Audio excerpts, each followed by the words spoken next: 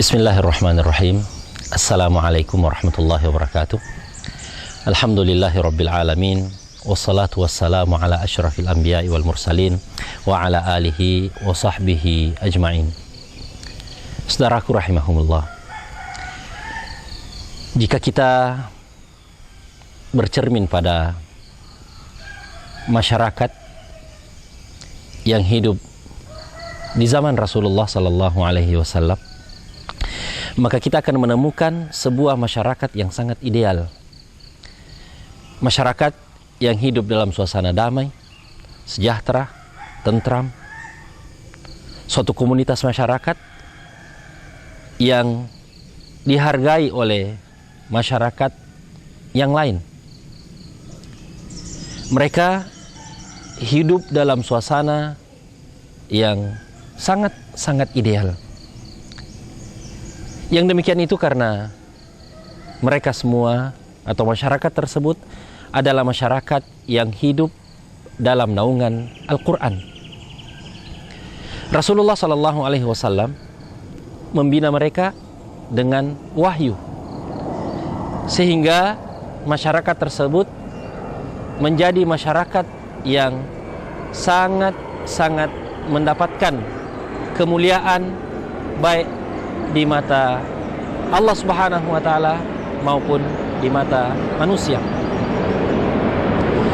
Hal itu karena mereka menjadikan Al-Quran sebagai ruh yang menggerakkan mereka. Bukan saja sekedar huruf yang mereka baca, akan tetapi Al-Quran betul-betul menjadi napas dalam keseharian mereka. Mereka menerapkan dalam kehidupan mereka nilai-nilai dan ajaran Al-Quran itu sendiri. Mereka bangga dengan Al-Quran dan mereka juga mengaplikasikan Al-Quran itu dalam kehidupan mereka sehari-hari. Suatu hal yang sangat kontras dengan masyarakat kita dewasa ini. Kaum muslimin mengaku bangga dengan Al-Quran, tetapi tidak menerima isi dan kandungan Al-Quran sebagai hukum yang harus diaplikasikan dalam kehidupan mereka. Mereka membaca Al-Quran, namun Al-Quran itu tidak melampaui lidah dan tenggorokan mereka, tidak sampai ke dalam hati mereka. Hal ini sangat berbahaya, saudara-saudaraku yang dirahmati oleh Allah Subhanahu wa taala. Sebab ini adalah bentuk kelalaian kita terhadap Al-Quran. Sementara kita tahu dari firman Allah Subhanahu wa taala dalam berbagai ayat bahwa manakala umat ini berpaling dari Al-Quran, maka bahaya besar akan mengancam mereka. Antara lain kehidupan yang sempit, kegoncangan, kegelisahan hidup.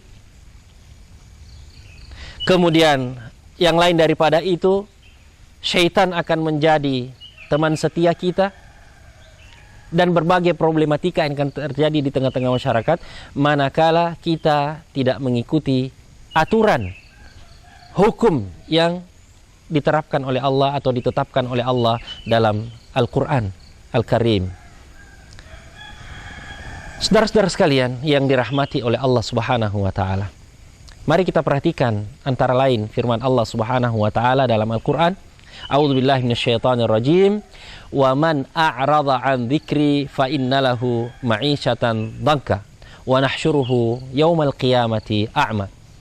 Barang siapa yang berpaling dari Al-Qur'an ini, dari ajaran Al-Qur'an ini, fa innalahu ma'isyatan dhanka, maka mereka akan mengalami penghidupan yang sempit. Yang lebih daripada itu, wa nahsyuruhu yaumal qiyamati a'ma, dan niscaya kami akan bangkitkan mereka dalam keadaan buta.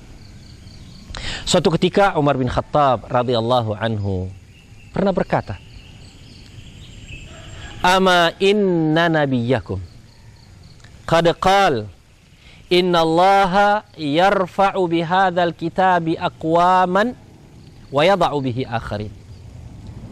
Sesungguhnya Nabi kita Muhammad sallallahu alaihi wasallam pernah bersabda bahwa sesungguhnya Allah akan mengangkat derajat suatu kaum dengan Al-Quran ini, dan di sisi lain Al-Quran juga dapat merendahkan, menghinakan satu kaum karena meninggalkan Alkitab ini.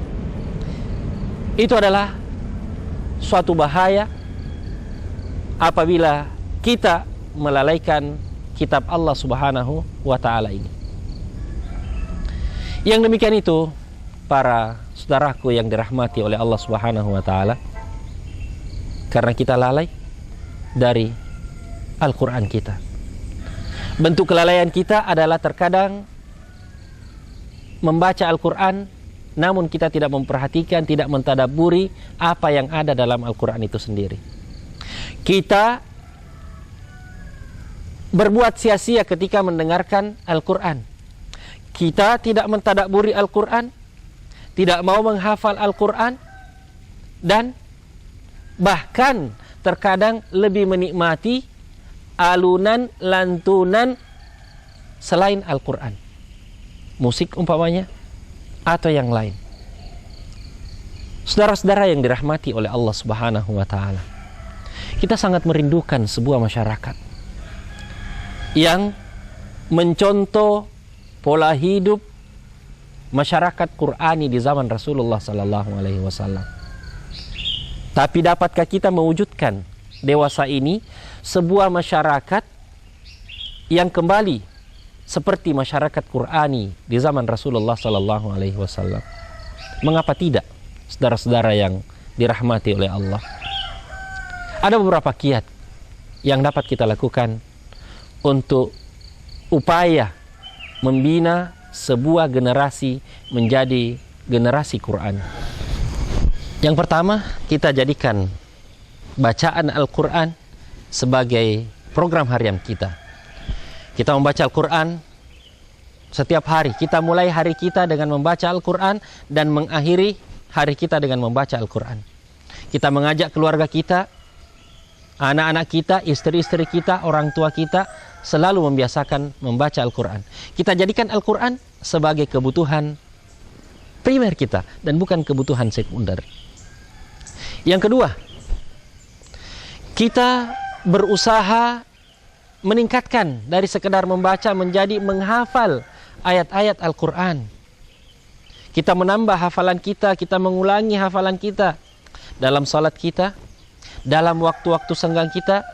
Kita bawa Al-Quran kemanapun kita pergi.